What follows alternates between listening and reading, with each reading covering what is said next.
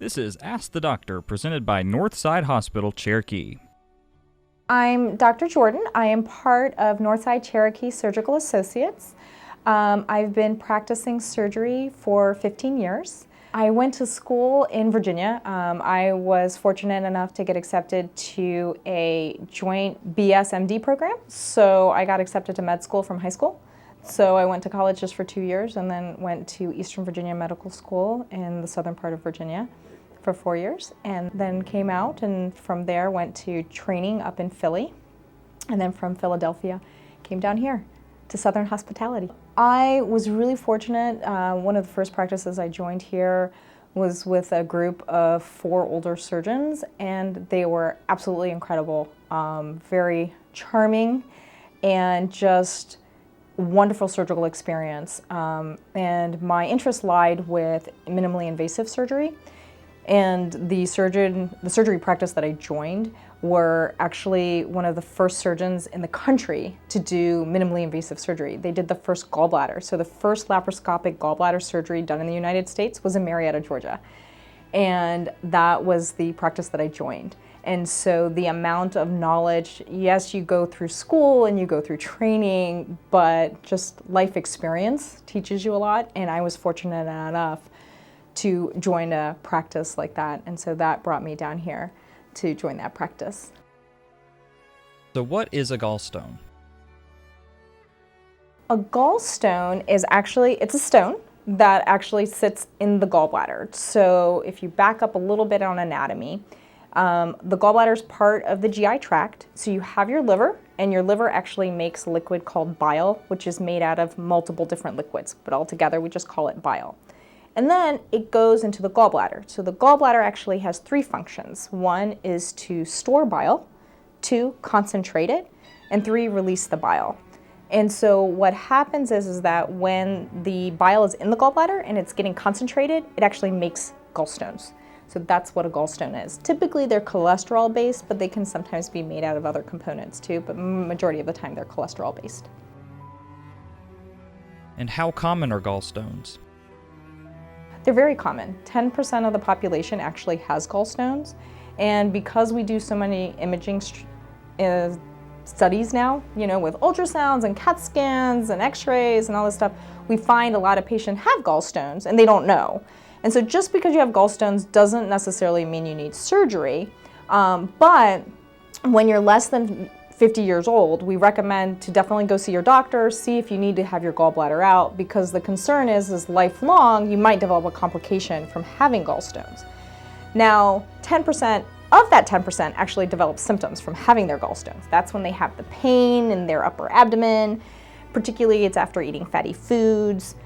Sometimes they can even turn yellow, get jaundice, or they get bouts of pancreatitis. So those are all indications that something might need to be done about their gallbladder or gallstones.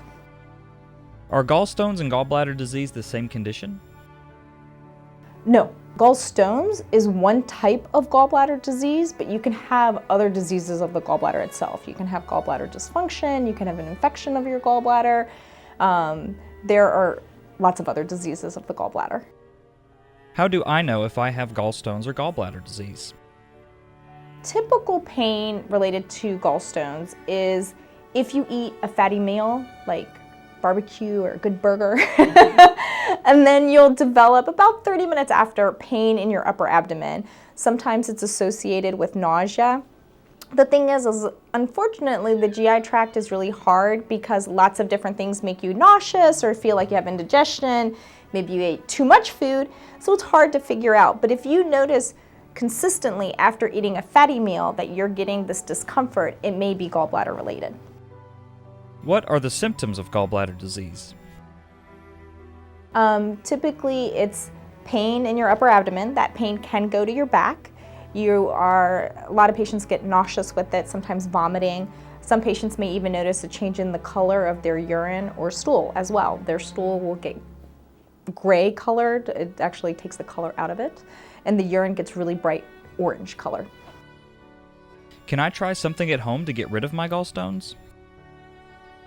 Unfortunately, no. There is a lot of things on the internet, such as like apple cider vinegar rinse and things like that. Many of my patients have tried it but have been unsuccessful. So no, unfortunately there's not any way of really getting rid of it. But if they figure it out, they would become a billionaire, you know?